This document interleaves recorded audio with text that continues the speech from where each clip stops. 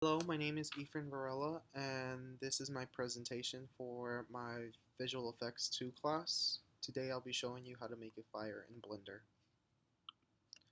So, what is Blender? Blender is a free 3D creation suite that supports 3D pipeline modeling, rigging, animation, simulation, rendering, compositing, motion tracking, video editing, and game creation.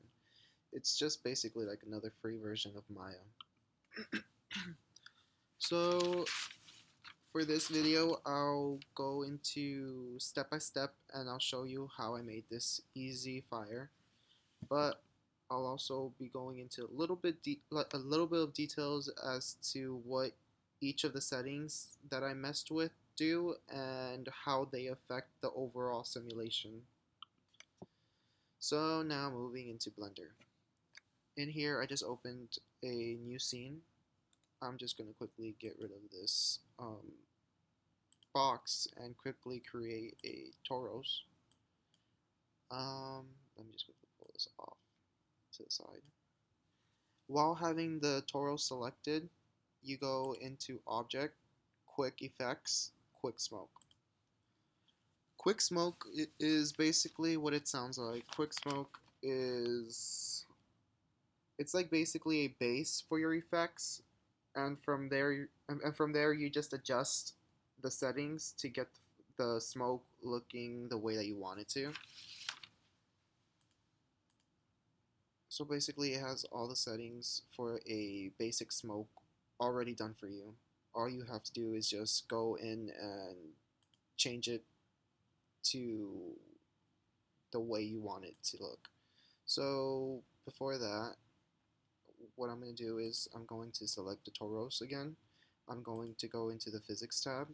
The Physics tab is basically it's the tab that allows you access to simulate real world phenomenons like smoke, water, rain, and even jello, and cloth as well.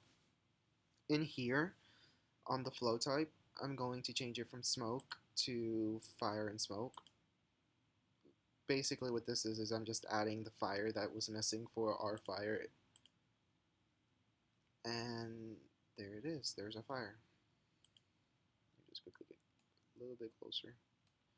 Yep, that's our fire. Okay, so now the next thing I do, or the next thing that I did was that I changed the surface from 1.5 to 1. Basically, what the surface is, if you play, like if you pay a little bit close attention to here, you can see how me changing this to 1, it's going to get closer to the geo. So let me just quickly play it. I don't know if you saw that, but it changed. But just so I could show you as an example, if I was to change this to 7 and play that again, it the flame expands. So basically, what this is, it's just basically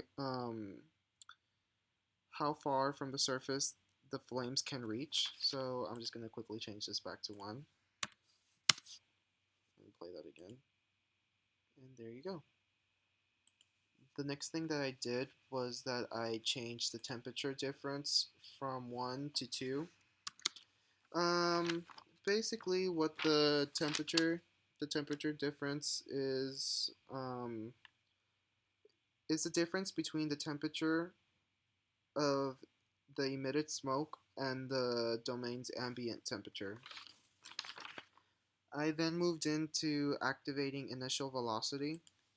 Initial velocity is smoke will inherit the momentum of the flow source. And in here, I changed the normals to 2, and I also changed the flame range to 2. Normals are just basically this controls how much velocity is given along the source's normal. And for the flame range, what this is just basically the amount of fuel being burnt per second. So larger values will tend to create larger flames, and smaller values will create more smaller flames. So let me just quickly replay this back and see what we have. Also, upping your normals would also slow down a little bit your simulation. And there you go. These settings that I'm messing with right now aren't really affecting the smoke. It's just more for the fire aspect. So just ignore this part right here. Okay. Now, the next thing I did was I went into the smoke domain. And in the smoke domain, the things that I changed was the divisions. I changed that from 32 to 50. Okay, and basically what the divisions are basically it's that the smoke domain has is subdivided into many cells called voxels. Division controls the number of subdivisions that are in the domain. So basically, if you bring up your divisions, um, this will create a more detailed flame. And so basically, the higher the flame, I mean, the higher the divisions, the better looking your flame looks, and the lower the divisions, well, it'll just give you a more less detailed flame. But also, when you do this, when you up the divisions, what this will also do is that it will slow down your simulation. So, and this could also, this also upping your divisions could also slow down, add time to your rendering. If you were to render, if you were going to render this flame out. Okay, so the next thing that I did was that I activated dissolve. This dissolve basically is what it sounds like. It's dissolve basically is just allows the smoke to dissipate over time. And if I play that back, you could see now that the smoke doesn't reach the top of the container or the domain. You can't really even see it. And the reason why you can't really see the smoke is because of the time. I have time set to 5. Um, Basically, what time is just the speed of the smoke and how fast it um, basically how fast it dissipates in frames. So basically, if I have the time on 5, it's only going to take 5 frames for the smoke to dissolve. But if I was to change this to 10 and rewind this back, it shows it. This will give you.